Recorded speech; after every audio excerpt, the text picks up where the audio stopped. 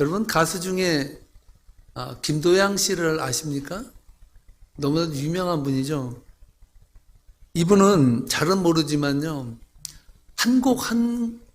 부른 노래 한 곡을 가지고 아마 평생을 저작권으로 먹고 살아도 될 정도의 돈을 버는 사람이 이 사람이 아닐까 생각합니다.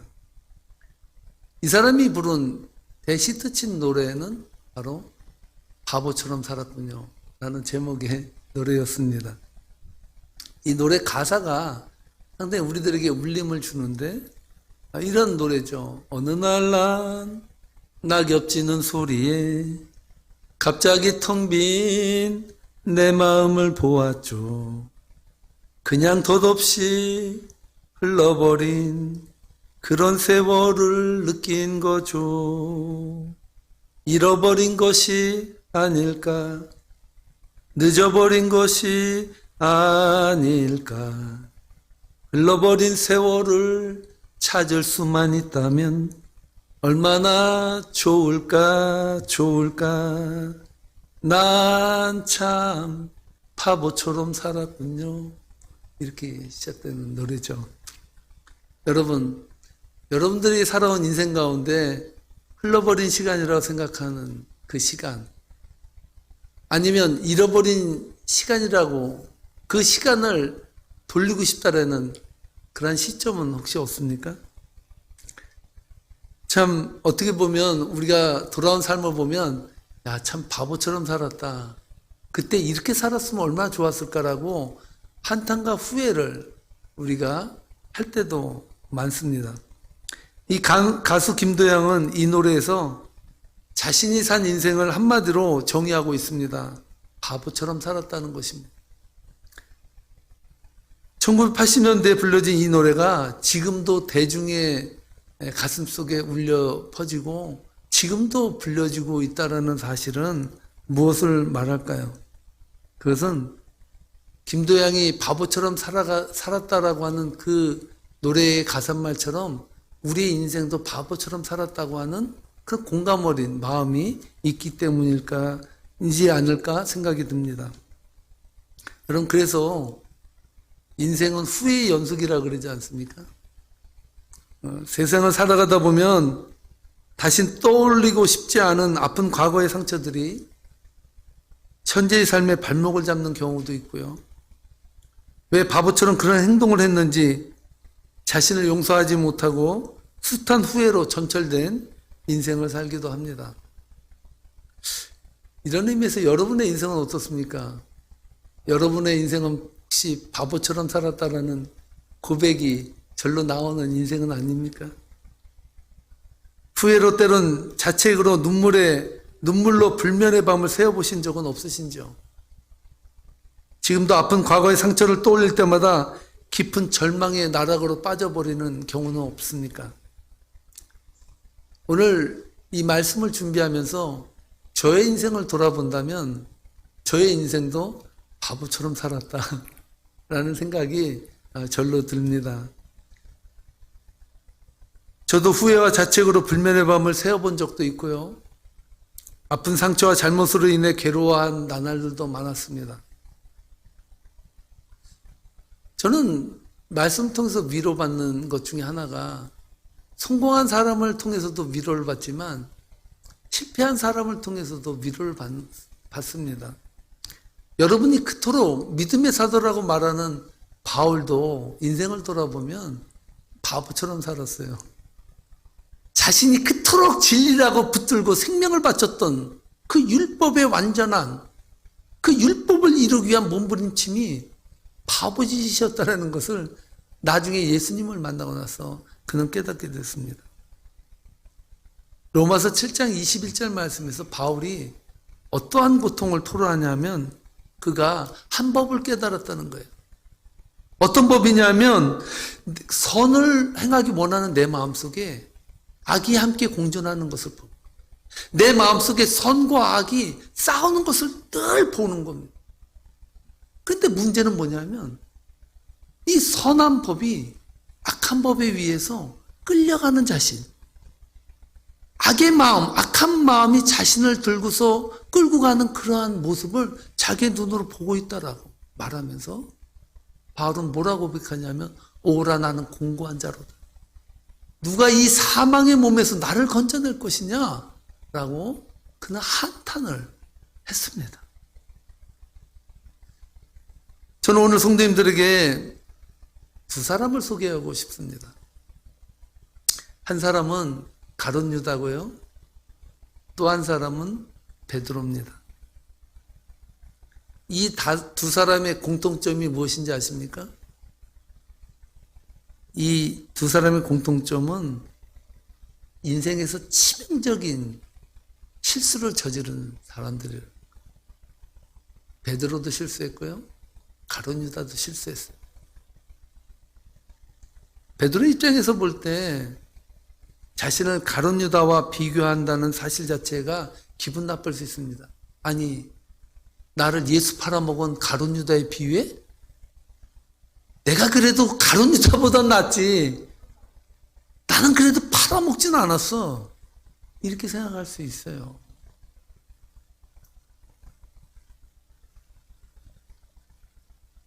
그러나 우리는 곰곰이 따져볼 필요가 있습니다. 제가 볼 때보다도 예수님이 볼 때는 그놈이 그놈이다라는 것이죠. 예수님께서 잡히시던 날 밤에 베드로는 예수님이 끌려가신 대제사장의 뜰까지 따라가서 사람들 사이에서 불을 쬐고 있었습니다. 아무 생각도 없이 두려움으로 멍 때리며 불을 쬐고 있는 베드로에게 한 여종이 와서 이 사람 봐라? 또 예수랑 같이 다니지 않았어?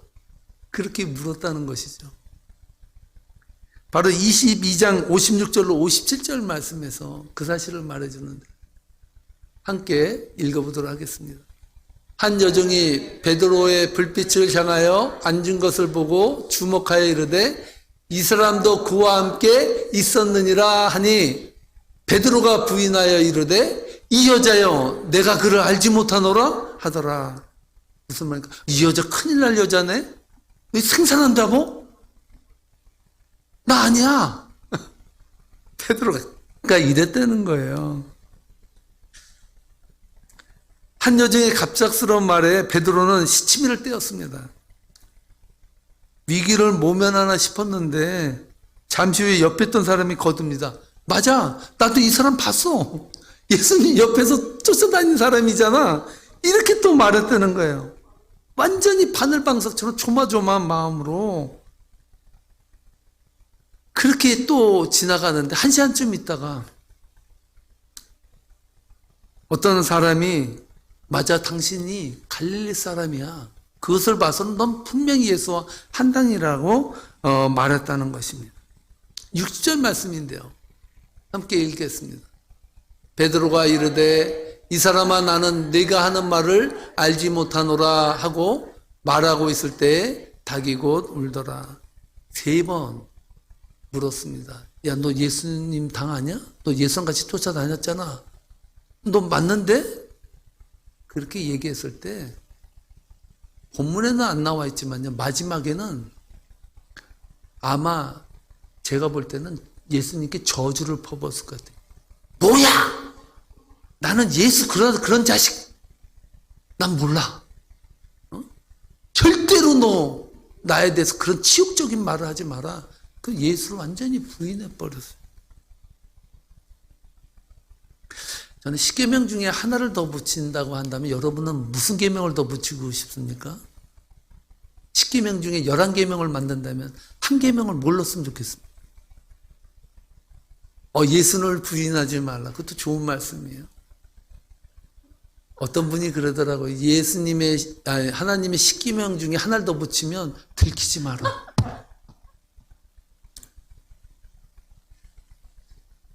여러분, 베드로가 3번 예수님을 부인했어도 그의 양심에는 하나도 미안한 마음이나 잘못된 마음이 전혀 없었을 거예요.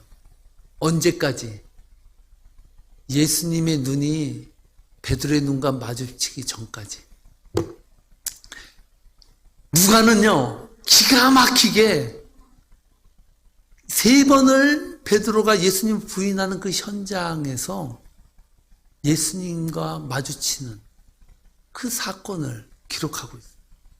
61절로 62절 말씀인데요. 함께 읽어보겠습니다.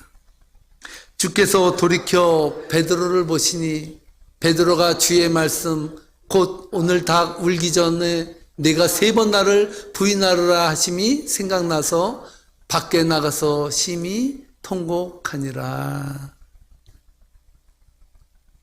베드로가 자기 살려고 어떻게 했냐면 예수님이 저기 묶여서 저쪽 뜰에 있는데 거기서 얘기한 거예요. 예수? 그 자식을 내가 안다고? 나 아니야. 나 아니야. 그렇게 얘기할 때 예수님이 물끄러미 베드로를 그때 보셨다는 거예요. 그 물끄러미 보는 예수님을 베드로도 보았다는 거예요. 만약에 그것을 안 봤다면, 들키지 않았다면, 예수님께 들키지 않았다면 살려고 그랬는데 이렇게 말했을 거예요. 근데 그 전에 베드로가 뭐라 그랬습니까? 예수님께서 그랬죠. 네가 닭이 3번 울기 전에 나를 부인하리라. 그랬더니 베드로가 정색을 하고 예수님, 이 자식들은 다 부인해도 저는 절대로 주님을 부인하지 않겠습니다. 이렇게 서양 맹세까지 했거든요. 그런 자신이 예수님의 눈을 보면서 얼마나 초라해 보였을까요? 자, 쥐구멍이라도 있으면 진짜 들어가고 싶은 그 심정이 아니었을까요?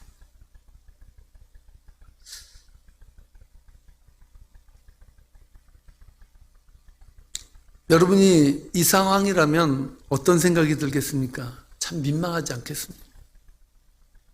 다른 사람은 다 부인해도 자신은 예수님을 쫓아가겠다고 그렇게 허언장담했던 베드로도 죽음 앞에서는 예수님을 부인하는 사람이었다는 것이죠.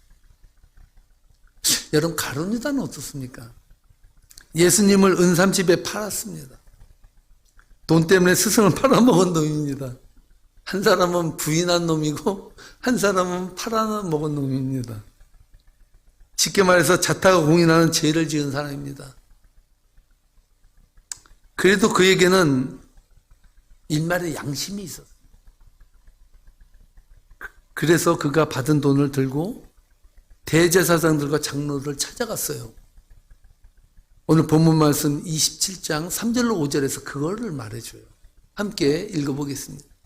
그때 예수를 판 유다가 그의 정죄됨을 보고 스스로 뉘우쳐 그 은 30을 대제사장들과 장로들에게 도로 갖다 주며 이르되 내가 무죄한 피를 팔고 죄를 범하였도다 하니 그들이 이르되 그것이 우리에게 무슨 상관이냐 네가 당하라 하거늘 유다가 은을 성소에 던져놓고 물러가서 스스로 목매어 죽은지라.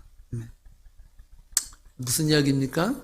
쉽게 얘기해서 유다가 자신의 선택을 후회하며 내 인생을 돌려줘. 예수 팔아먹은 그것을 다시 은삼십 가져왔으니까 물려달라고 애원했다는 것이죠. 지나고 나서 보니까 자신의 스승을 은삼십에 팔아먹은 일이 두고두고 후회가 된 거예요. 야, 내가 어떻게 이따위 믿음밖에 안 됐나? 야, 내가 어떻게 스승을 팔아먹는 그러한 죄를 범할 수가 있냐라고 스스로 얼마나 자학하고 깨달았는지 몰라요. 자학했어요. 나 같은 놈이 살아있다니. 나 같은 놈은 죽어도 싸. 얼마나 양심이 바로요. 참 대단하죠. 4절 말씀 보면 그들이 이르되 그것이 우리가 무슨 상관이냐. 너나 당하라라고 말을 하고 있습니다. 지나간 과거는 돌이킬 수 없습니다. 아무리 은산십으로 팔았지만 다시 은산십을 준다고 해서 예수님을 다시 살 수도 없어요.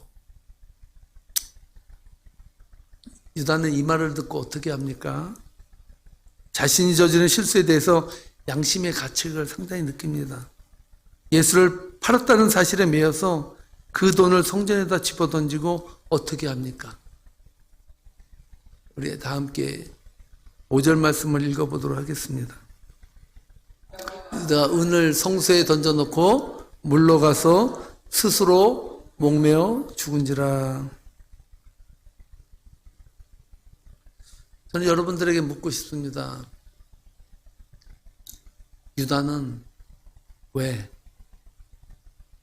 자신의 죄를 생각하고 나서 목매어 죽었을까요? 또한 예수를 그렇게 저주하고 부인하던 베드로는 예수님과 눈이 마주칠 때 마음이 찔려 양심의 가책을 느꼈는 그는 어떻게 복음의 사도로 끝까지 죽을 때까지 예수님을 전하며 죽었을까요? 이 둘은 뭐가 다를까요?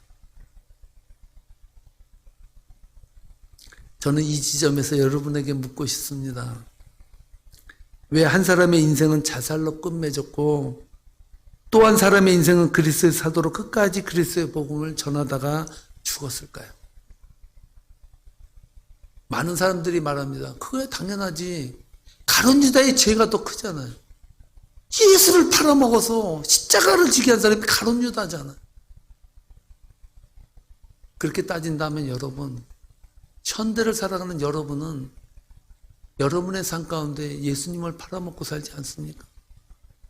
여러분들에게 이익이 된다면 예수가 아니라 예수 할아버지라도 팔아먹을 수 있지 않습니까? 여러분이 불이익을 당한다면 예수 믿는 일 때문에 여러분들에게 불이익이 조금이라도 온다면 절대로 예수님을 여러분 시인하고 그 앞에 서지 않죠.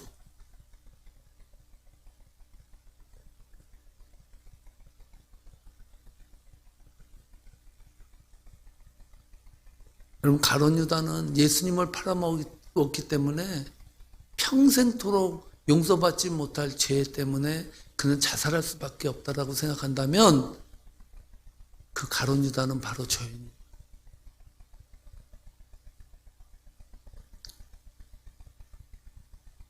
우리 인생에 정말 예수님 때문에 사는 것 같아도 실상 우리의 인생을 보면요 다 나 위해서 살아요.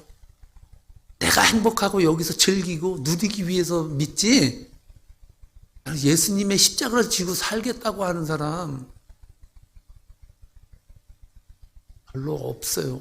저 자신이 그런 사람이라고 저는 잘 알고 있습니다.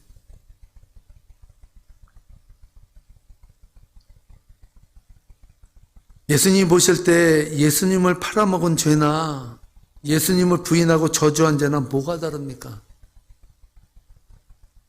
왜 한 사람은 용서받아야 되고 한 사람은 자살해야 됩니까? 여러분, 형제를 미워하는 것도 살인이라고 말하고 있어요. 여러분, 자꾸 우리가 칼 들고 총 들고 남 죽이지 않으면 괜찮다고 생각하는데요. 우리는요, 매일 살인하고 살아요. 매일. 하다못해 미워할 사람 없으면요. 우리 옆집에 있는 개도 미워해서라도 여러분 미움을 가지고 살아요. 역사적 사명을 띠고 태어났다니까요. 우리는. 누구나가 다 살인을 하면 매일 살지만 나는 그래도 저 사람보다 낫다라고 생각을 하며 살아요. 착각이죠. 그러나 저는 가룟 유다가 저지른 치명적인 죄가 있다는 거예요. 그는 자살할 수밖에 없는 이유가 있어요.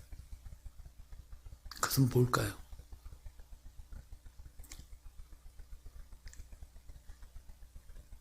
예수를 팔아먹은 죄 때문에 자살한 게 아니에요. 가룟 유다는. 5절 말씀에 바로 그 사실을 말해주죠. 5절 말씀 다 함께 읽겠습니다. 유다가 은을 성소에 던져놓고 물러가서 스스로 목매어 죽은지라. 하나님의 형상을 가진 인간들만이 자살할 수 있어요. 여러분 동물들이 주인이 자기 상처 줬다고 에이 살기 싫다. 주인 너 보고 너 밤 두고 보자고 가서 목매어 죽는 개 봤습니까? 어떠한 동물도 스스로 자살하지 않아요. 오직 인간만 자살. 자살은 혼자 하기 때문에 자살이지만 오늘 이 본문에 보면요. 유다는 자살 앞에 한 가지 단어를 붙여요. 그것이 무슨 단어입니까? 스스로 목매어 죽었어. 스스로. 여러분, 하나님의 형상으로 만들어진 인간에게 부여된 특권이면서도 위험한 요소가 무엇인지 아십니까? 하나님의 특권이면서도 위험해요.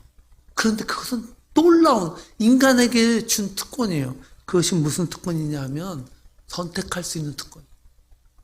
인간은요, 어떠한 것도 선택할 수 있어요.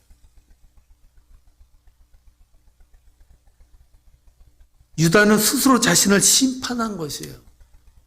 유다의 죄는 예수님을 팔아먹은 죄가 아니라 자기 자신을 자기 스스로 심판의 대상으로 놓고 자기 자신이 자신을 심판했다는 거예요. 그게 죄되는 거예요. 심판은 오직 하나님만 하십니다. 믿습니까? 내가 어떠한 죄를 졌든지 이웃이 어떠한 죄를 졌든지 그 죄에 대해서 정죄할 사람은 오직 하나님밖에 없어요. 그 죄에 대해서 자신이 심판하거나 남이 심판하거나 다 죄예요. 우리가 비록 세상에서 가룟 유다처럼 예수님을 팔아먹는 죄를 질지라도 하나님 앞에 당당하게 서고 그 앞에 무릎 꿇을 수 있는 이유는 심판은 전적으로 하나님께 있기 때문에. 내가 나를 심판하는 것이 자학이에요. 열등감이 어디서부터 오는지 아십니까?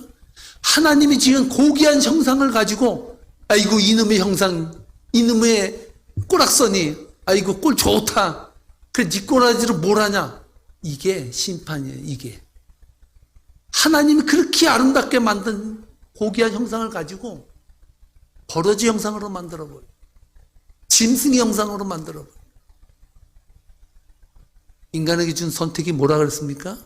큰 은혜가 무엇이라 그랬습니까? 선택하는 은혜예요. 가룟 유다는 그것을 선택했어요. 죄의 많고 적음이 문제가 아니라 스스로가 심판자가 돼서 자신을 심판했다는 거예요.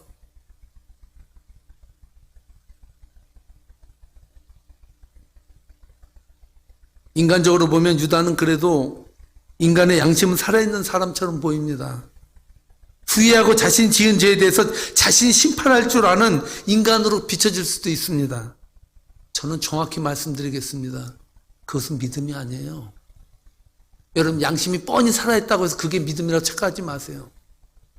양심이 뻔히 살아있을수록 그 죄된 양심으로 살아가는 자신을 구속하고 사랑해 주신 하나님의 은혜를 더 깨달아야죠. 우리를 심판에 내려놓지 않기 위해서 어떻게 했습니까? 예수님은 몸부림치시면서 예루살렘에 입성해서 십자가를 져버렸어요. 뭐 때문에? 내 죄 때문이에요. 하나님께서는 인간의 지은 어떠한 죄도 용서하지 못할 죄가 없어요. 한 가지 용서 못 받는 죄가 있어요. 뭡니까? 스스로 심판하는 죄. 스스로 정죄하는 죄. 바리새인들의 죄가 뭔지 아십니까? 자신은 의롭다고 생각하면서 남을 정죄한 거예요. 나는 저보다 좀 낫다고. 심판은 하나님께 있습니다.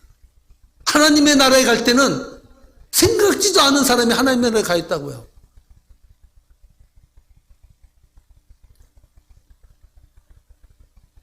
지난날에 잘못 산 인생을 후회하며 자책하는 것이 믿음이 아니라 회개하며 하나님 앞으로 돌아서는 회개가 진짜 믿음인 것입니다. 베드로를 보세요. 예수님 앞에서 완전히 자타가 공인하는 들킨 죄를 저지른 죄인입니다. 양심을 생각하면요, 가슴을 찢고 죽어야죠. 그는 통곡했습니다. 하나님, 제가 죄를 졌습니다. 죄인으로 하실 때 날 불러주세요. 하나님, 나는 죄인일 수밖에 없습니다라고 그는 통곡하며 하나님 앞에 매달려 기도했다는 거예요.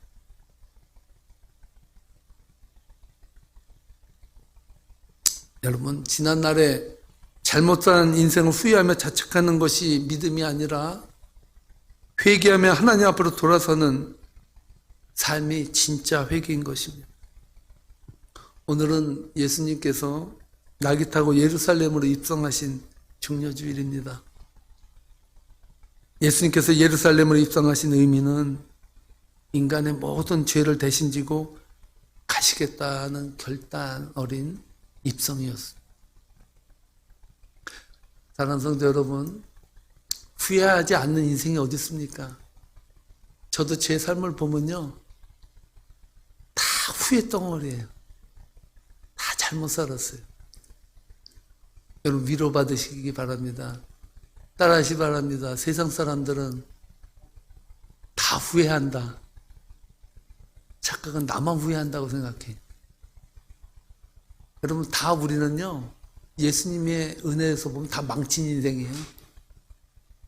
완전한 인생은 다 불량품이에요, 우리는.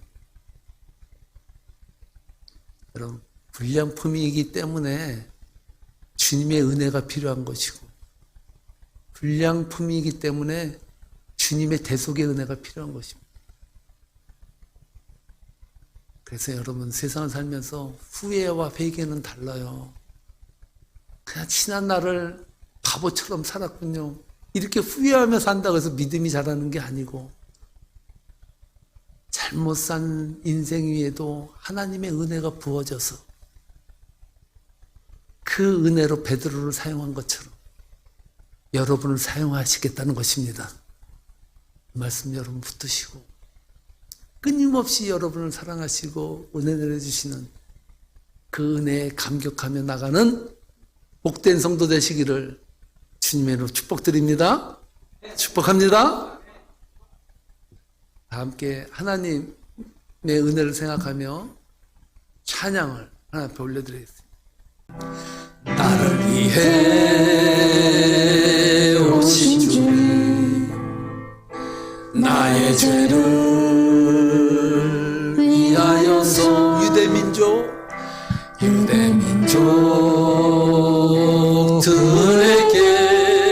아멘 잡히시던 그날 밤에 아무런 말도 없이 우리에게 사랑을 보여주신 주님 예수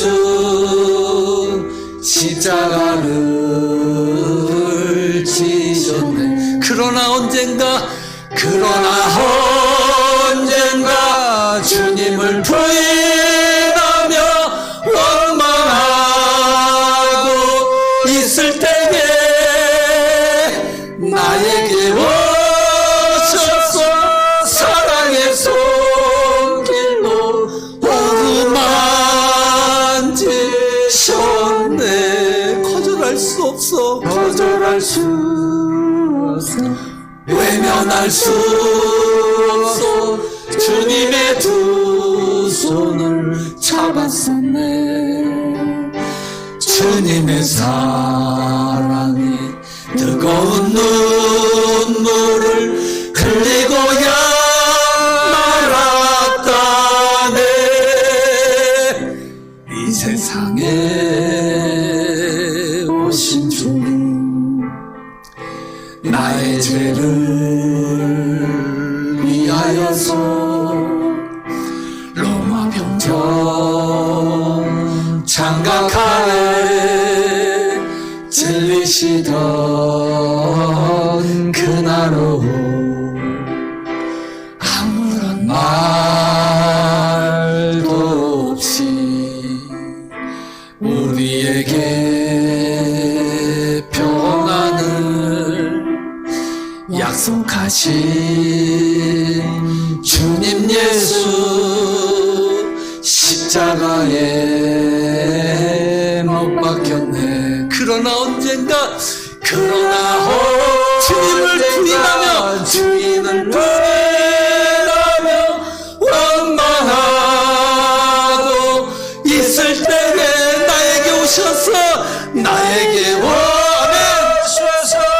사랑의 손길로 오르만지셨네. 거절할 수 없어.